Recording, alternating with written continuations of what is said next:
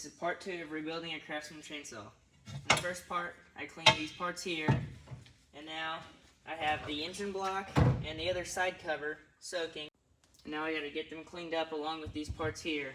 I just got the engine block and the other side cover cleaned up, and now I'm just gonna take these dirty parts and set them in there and let them soak for a little bit. Couple screws, throttle body portion. I'll come back to check them here in a little bit. So I've let these parts soak for about an hour, and all the gunk is all just rubbing right off of them. So I'm going to get them cleaned up, and then I'm going to put this all back together. I got all the parts for the chainsaw all cleaned up, and now I got to get them all put back together.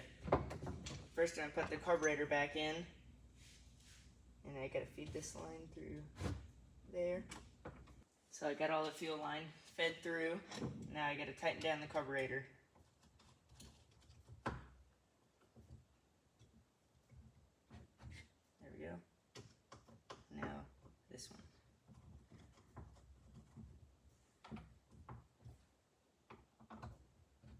There we go. Now I got to feed some fuel line into the fuel tank. So I got the line fed through into the fuel tank, and I got a little filter on the end of the line.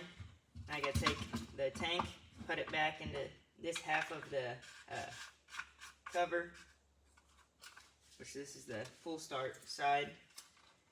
Now I got that, I feed the line through this little groove here, and then I put this half onto the saw.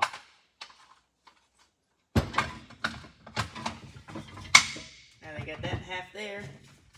Get the line back up. I'm gonna take the bar, put the bar back on it. I've got the chain back on. Now I want to put the other cover back on here. Just like that. I got this cover back on. Now I want to put the carburetor portion back in.